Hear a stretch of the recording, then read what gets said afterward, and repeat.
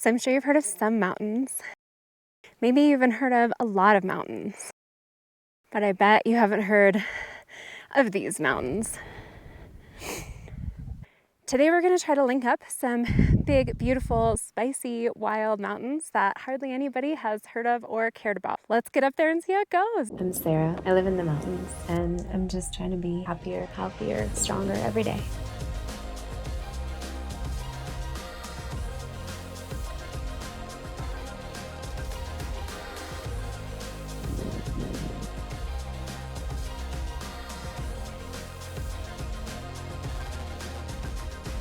So today we're headed up this road, and the road's gonna take us to a trail.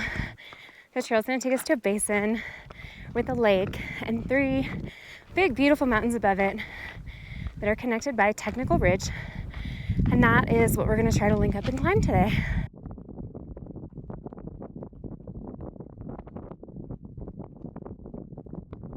So we're passing through ruins of the Bullion King mine and heading up to Bullion King Lake.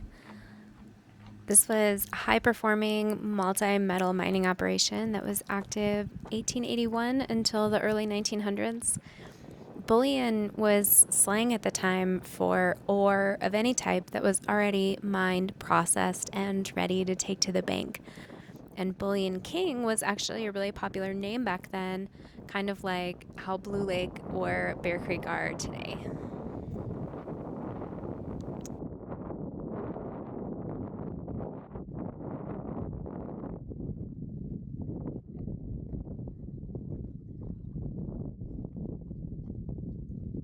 So from here you can see 2 of our mountains, Three Needles and Unnamed 13474. The first mountain we're going to climb is out of sight to the left, and it is unranked, which means it doesn't even get the same designation as Unnamed 13474, which is a weird Colorado way of saying this mountain isn't even important enough to be called anything at all. It is the southern terminus of the ridge we're trying to link up, though, and it should be really interesting to get up there because while I'm sure it has been climbed at some point, I couldn't find any route information or trip reports about it.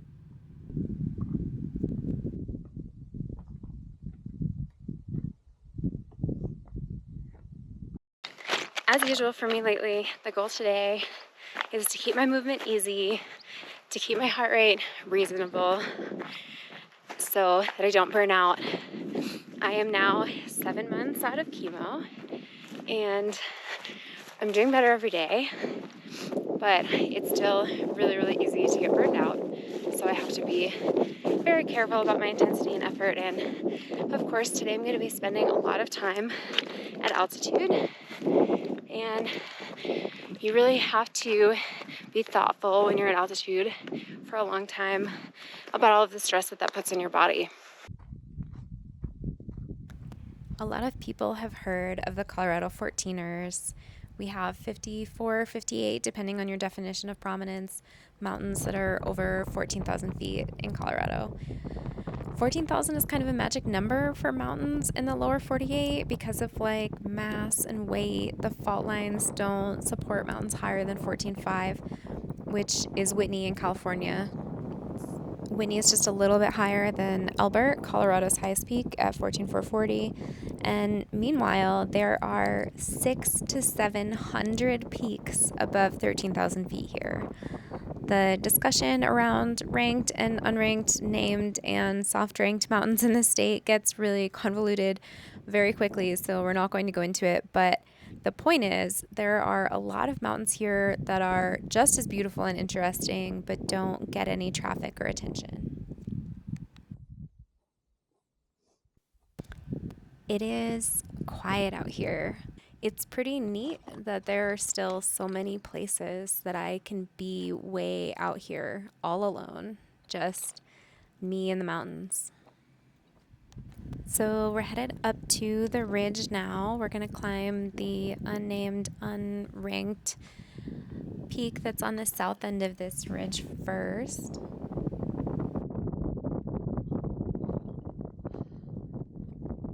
So that lake is called Blue Lake, you guys. It is not the famous and iconic Blue Lakes that are also super close to here. It's just another lake named Blue lake.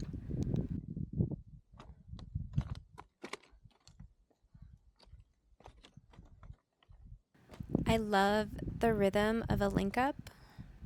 Doing multiple mountains used to feel like mythology to me, and even more so when they're linked like these via these beautiful ridges. It's so satisfying. Ridge connections are aesthetic, and they give you a sense of journey, like a natural path or a progression. And these mountains are also a little wild, even a little scary looking, I might say.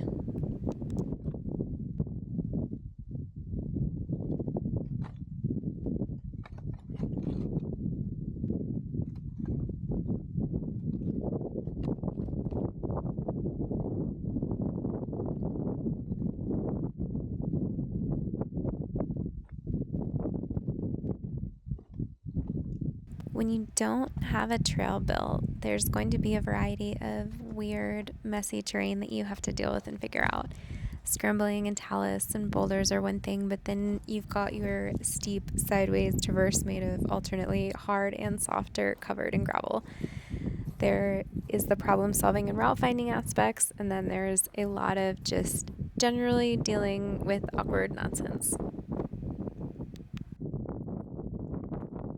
Coming up on the final climb here, it is so windy.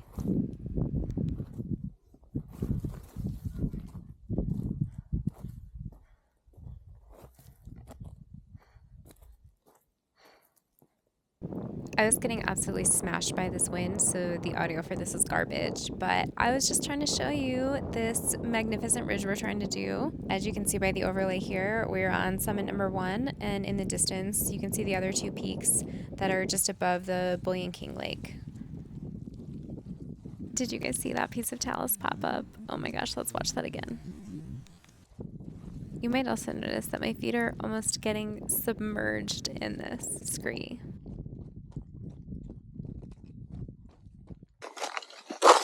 So I was hoping to find a different way to come down the ridge or drop into that basin, because I knew that this way that I came up wasn't super good, and that was unsuccessful. So,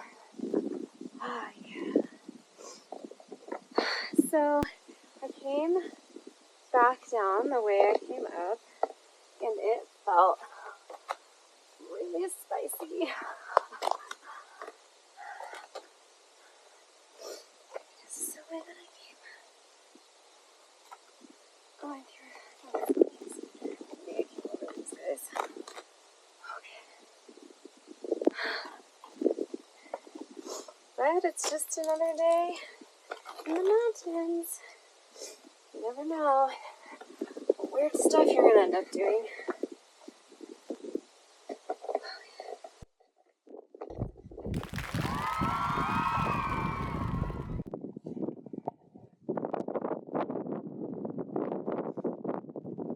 There we go. No problem.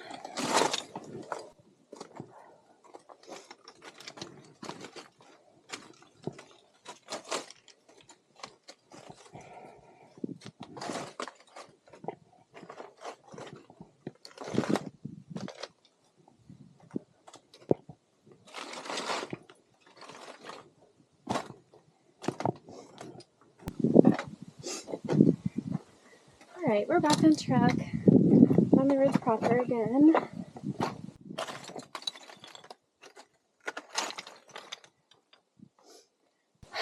This is just the kind of shenanigans you have to deal with if you want to climb unpopular mountains.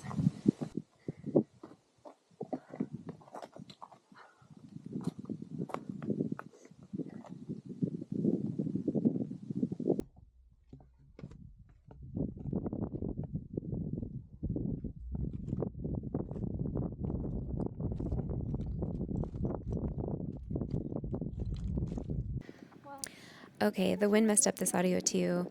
Here I'm saying there's some nearby fires, and the smoke just suddenly came in and settled in this basin. You can probably tell looking behind me. I'm especially susceptible because of the cancer, and I'm already coughing and my eyes are burning, so I made the decision to bail and get out of here, and hopefully I'll be able to come back and finish this ridge another day. 2 days later. Okay, we are back for round 2. So far, the smoke is not very bad today, so we'll see how it goes.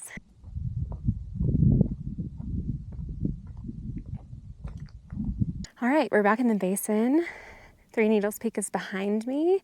We're looking at this beautiful dramatic ridge, and I was just thinking about how when you start anything, there's a risk you're not going to finish it. And you know, when you start a 4-mile run from your house around your neighborhood, it's like pretty likely you'll finish it. When you start a 100-mile race, it's like a little less likely. And just anytime you go up in the mountains, you don't know what the subjective or objective hazards are going to be. You don't know how you're going to feel.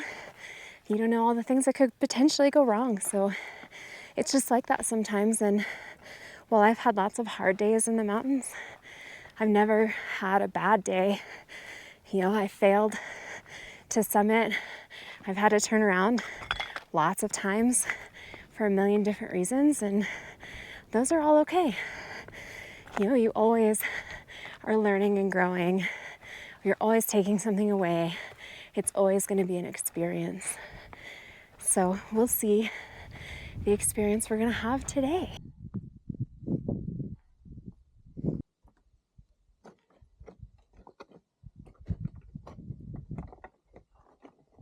So to get up to the ridge today, we have to take this gully. It is a big, awkward mess, just a steep pile of loose, broken rocks. It's widely accepted in the mountaineering community that talus refers to big bits of broken rock, and scree refers to little ones. So here we have a mix.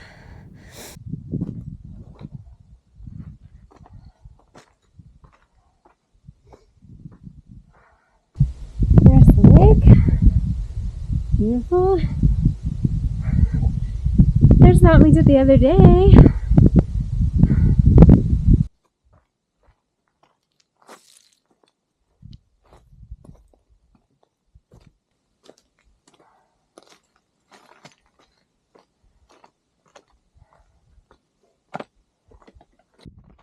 I was promised a little bit of good, fun scrambling on this peak, and here we go.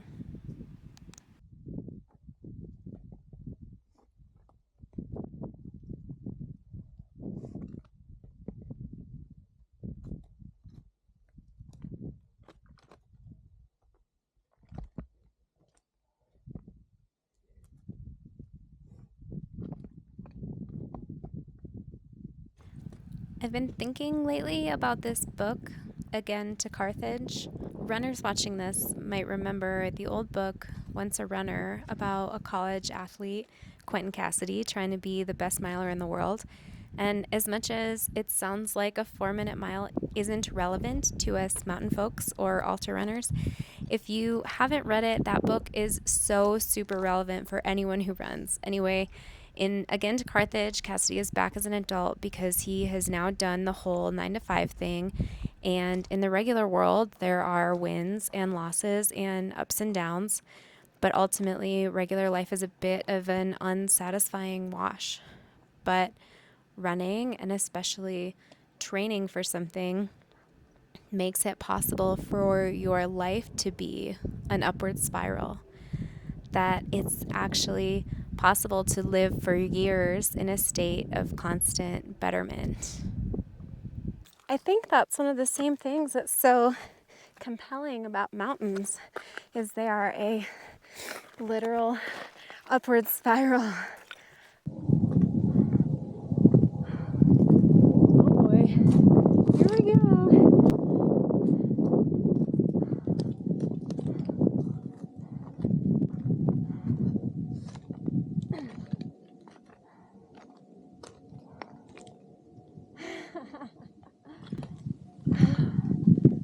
That was a good one. cool. Oh, look at this. Look at this ridge. Wow. All right, well, we're gonna descend and then go on to Unnamed 13474.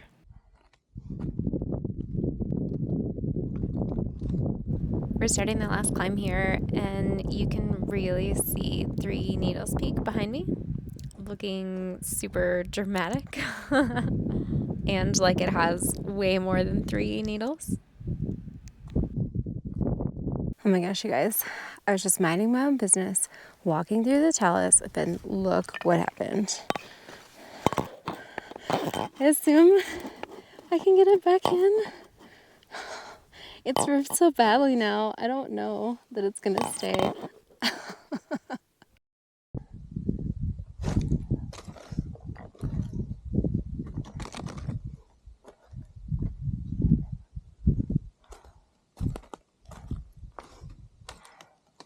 These ridge linkups, man, there's just nothing like it. When you see a beautiful aesthetic ridge and you plan your link up with the routes that are going to connect the mountains, and you're executing it, and the path forward is clear and your progress is clear and you're just on the upward spiral, and then you look back at where you've come from and you can just see all of that growth, that progression, that upward momentum, like, oh, man, it's so awesome.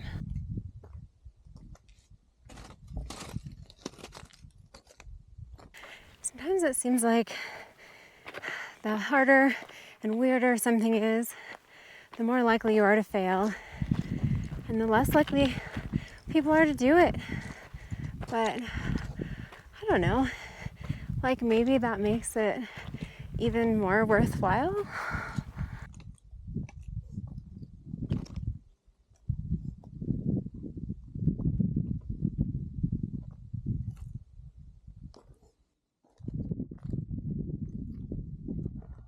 This ridge is kind of crazy, honestly.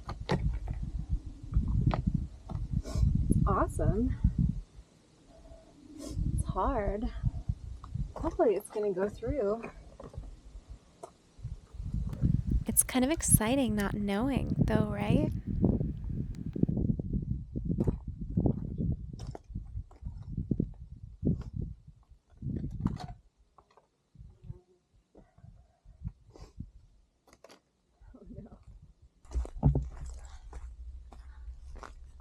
Oh man, here we are.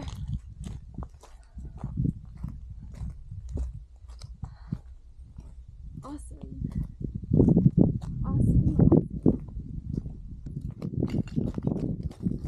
So we are going to head down this eastern ridge to get off of Unnamed 13474. And it's going to wrap us back around to that Jeep road that we came in on. And then we will be done for the day. But as usual, I don't know what's coming next on this ridge, so we're just going to see how it pans out. I was never sure how this Linkup adventure was going to turn out with the smoke and the route finding and some of the crazy terrain, which it all kept me on my toes, and it turned out really fun. You have to be willing to take the risk that you're not going to make it. Like maybe you come all the way out here and you don't summit anything at all. I guess it's like gambling. It's more exciting when you win, but you have to be okay with losing. I was okay with taking that risk. Things that are risky or unknown don't tend to draw the big crowds. Mountains like Albert are reliable. If you have the fitness to hike the 9 miles and it doesn't storm, you'll probably make it. But the payoff is bigger when you don't know what's going to happen. These unpopular mountains certainly weren't forgettable or boring. And at the end, I have 2 very cool days in the mountains by myself to look back on. Thanks so much for coming along with me on this one. I hope I see you in the next one.